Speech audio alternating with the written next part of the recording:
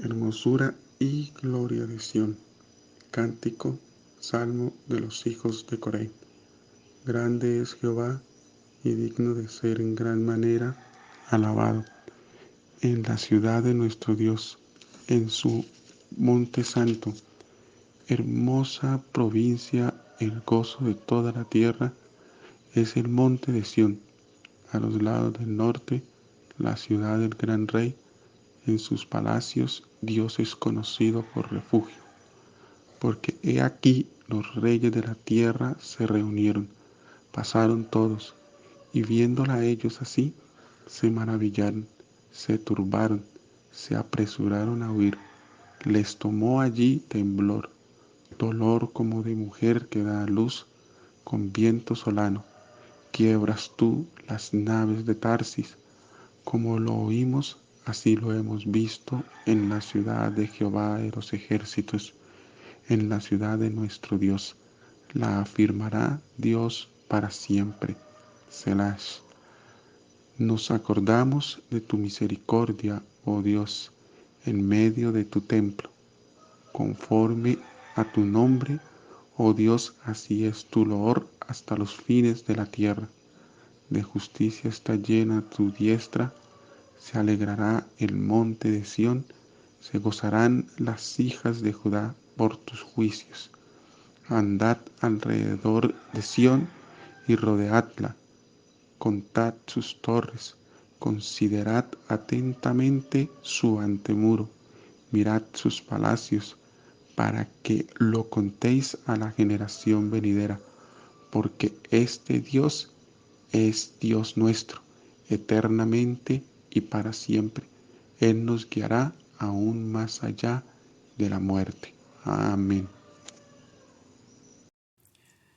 Buenos días al grupo de Efesios 2, 8 y 9 y aquellos que están escuchando por YouTube. Y como todos los sábados tenemos por costumbre, se lee un salmo. En esta ocasión le ha tocado al hermano Edison leer el salmo número 48. Muchísimas gracias al hermano Edison por la lectura del salmo número 48. Y vamos a tratar de dar una breve explicación histórica sobre este salmo. Este salmo, como los dos anteriores, está unido con un cántico, acuérdese, triunfal de la victoria, contentos de que el Señor los había liberado.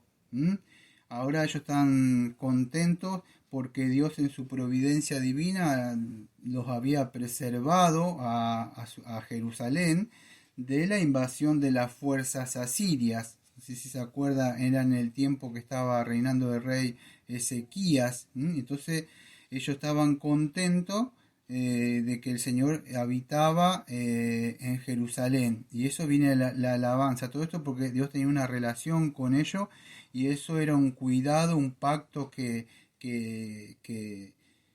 tenía él con su pueblo. Y eso le daba terror o infundía temor en los enemigos. Una parte de las escrituras dice, huyamos, dice. Entonces, ellos temían al Dios de Israel y eso le daba seguridad a ellos. Y ellos están contentos acá por esa providencia divina y ese cuidado, que ellos estaban seguros en Jerusalén. Y eso es lo que habla un poco en el contexto histórico de ese pacto perpetuo de Dios con los hijos de Sión. Bueno, eso es un poco del contexto histórico.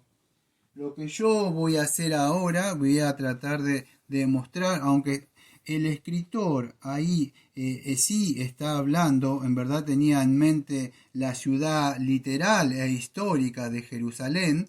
También podríamos decir que el Espíritu Santo, ustedes ven en el Nuevo Testamento, podemos ver un poco apuntando escatológicamente lo que nos dice el Espíritu Santo sobre la ciudad de Dios o la Nueva Jerusalén, que aparece en varias partes, como Apocalipsis 3, versículo 12, 21, 2 y en Hebreos capítulo 12, versículo 18 y 24 y también creo que es en Gálatas, si no me equivoco. Voy a tratar de ir por arriba, ¿sí? Un poco de eso.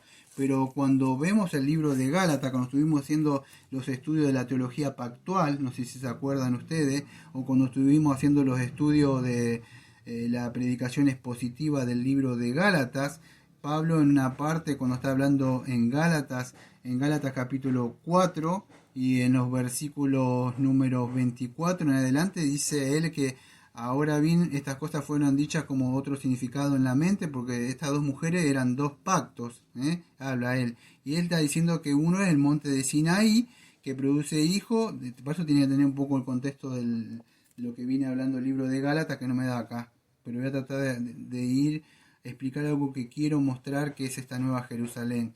Él dice, uno es el monte de Sinaí, que produce hijos destinados de la esclavitud, hablando de esa alegoría, y este pacto de Agar. Bueno, ¿qué está diciendo? Que aquellos que están bajo ese monte de Sinaí, o esos eran hijos destinados a la esclavitud, ¿sí? O sea, Dios les dio una ley, vamos a decir, a ellos, pero esa ley, acuérdense, no salvaba eso, ¿sí? Era incapaz de salvar por el pecado que cada uno tenemos nosotros, ¿sí? No podía darle la seguridad de la libertad, la salvación, por más que hubieran nacido en el monte de Sion y en Jerusalén. Ellos nacieron bajo la esclavitud, lo que representa Agar, el monte de Sinaí. Pablo lo dice en el versículo 25. Agar pues representa el monte de Sinaí en Arabia, que corresponde a la Jerusalén de hoy, porque ella está en esclavitud con sus hijos. Como ustedes ven, lean muchos pastores dispensacionalistas y que están hablando y solamente hablan de Jerusalén y de Jerusalén. Usted cuando ve este salmo no se está alabando tanto a Jerusalén, se está alabando a aquel que habita en Jerusalén, porque si el Señor no está en Jerusalén, no está en un lugar, deja de ser, como el lugar cuando el Señor aparecía, ese lugar era santo porque estaba Él, pero una vez que se retira, ¿qué pasa? Ya está. Entonces es importante que podamos entender, Pablo está diciendo que esa Jerusalén de hoy está en esclavitud con sus hijos. Ahí lo ven en Gálatas capítulo 4, versículo número 25. Y estoy hablando del Salmo para que veamos a quién se está refiriendo acá cuando está hablando de este monte santo. Entonces es importante que podamos entender lo que dice Pablo ahí. Están en esclavitud en sí. Esta no es la tierra prometida, no es la tierra que aparece en Hebreo capítulo 12, versículo 22, que ve dentro de un rato, sino que es una tierra que ustedes ven ahí, el monte de Sinaí, o la Jerusalén de hoy, podríamos decir que están todos en esclavitud, bajo ese pacto, vamos a decir que está quebrantado, no están bajo el nuevo pacto. Pero Pablo sigue diciendo, pero la Jerusalén, que es de arriba, que dice, él dice, es libre y ella es nuestra madre. ¿Qué es esta Jerusalén de hoy día? ¿Está hablando de la literal allá? No, la Jerusalén, aunque está hablando de una Jerusalén, podríamos decir, escatológica, podríamos decir que ya hay un ya y todavía no. ¿Y eso qué es? Bueno, es la iglesia, amados, que ahora vamos en Hebreos. Y con esta interpretación, muchos no están de acuerdo, muchos que no son reformados. ¿Por qué? ¿Cómo está conformada? Primera de Pedro, capítulo 2, versículos 5 al 8, acuérdese lo que dice, que ustedes son el pueblo santo, entonces ladrillos, cada uno de nosotros que va conformando y se va añadiendo cada ladrillo a esta iglesia que está en construcción, que es de arriba, refiriendo a esta iglesia que ¿por qué es triunfante? Porque acuérdese, así como preservó a Israel, el Señor va a preservar a su iglesia. Y esto es arriba porque de arriba podría ser porque en el sentido de que nosotros nacemos de lo alto. Veo que dice a menos que nazca de lo alto, dice el Señor en Juan. Bueno, a menos que no nazca de lo alto. Bueno, de arriba, de lo alto, de la dádiva, es de ahí, desde el cielo nacemos, que la madre, vamos a decir, de todo lo que estamos ahora, tanto sean gentiles o judíos, en esta nueva Jerusalén espiritual, o la iglesia, si quiere decirle, que aparece en Apocalipsis 3:12 y el 21:2. Acuérdense, con esta interpretación no están muchos de acuerdo. Dicen, esto es alegorizar. No es así porque estaría alegorizando Pablo acá en Gálatas, y lo está diciendo Pablo en Gálatas. Entonces Juan ve esta ciudad. ¿Cómo es esto ahora? Bueno, son todos aquellos amados que se han arrepentido de sus pecados, que han venido en fe y arrepentimiento, que son regenerados, han nacido de arriba. Juan capítulo 3, versículo 3, 6 y 7. Y eso es lo que sucede. Esa es la nueva Jerusalén la que está hablando acá. Y ahí habita Dios. Y esta es la promesa para que ustedes puedan entender. El Señor está con nosotros ahora. Nosotros somos este pueblo, esta nueva Jerusalén que está acá. El cielo entonces es la madre, podríamos decir, donde concibe los hijos que están acá en la iglesia. ¿Sí? Y eso es lo que nos habla Pablo de la Jerusalén de arriba. Acuérdense, No me da tiempo de explicar esta alegoría, una vez la hablé cuando di la teología pactual, pero en el libro de Hebreos, que me gustaría ir, en el capítulo creo que es 12, sí, capítulo 12, versículo 18 al 24, vamos a ver cómo ando el tiempo, porque tengo muchos textos, no me da el tiempo. Pero del 12, 18, 24 dice así: porque no habéis acercado al monte, escuchen, al monte que no se podía palpar, ni ardía en fuego, a la oscuridad, a las tinieblas, de las tempestades, al sonido de la trompeta, la voz que hablaba, los cuales que la oyeron rogaron que no le hablase más, porque no podían soportar lo que se ordenaba, ni a una bestia que tocara el monte sería apedrada o pasada por dardo. Y tan terrible era lo que se veía que Moisés dijo: estoy espantado y temblando. Escuche, 22. Sino que habéis acercado al monte de Sión, a la ciudad del Dios vivo.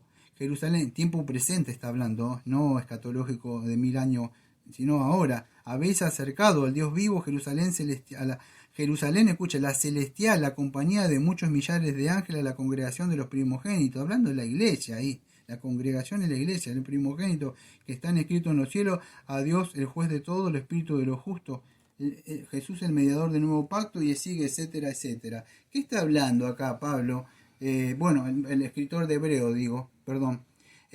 Hablando de un monte de Sión, ¿qué es esto? Acuérdese, estaba en un punto, no me da tiempo de hablar la historia, en un punto más alto de la ciudad de Jerusalén. Había habido unas luchas ahí tremendas que habían ido.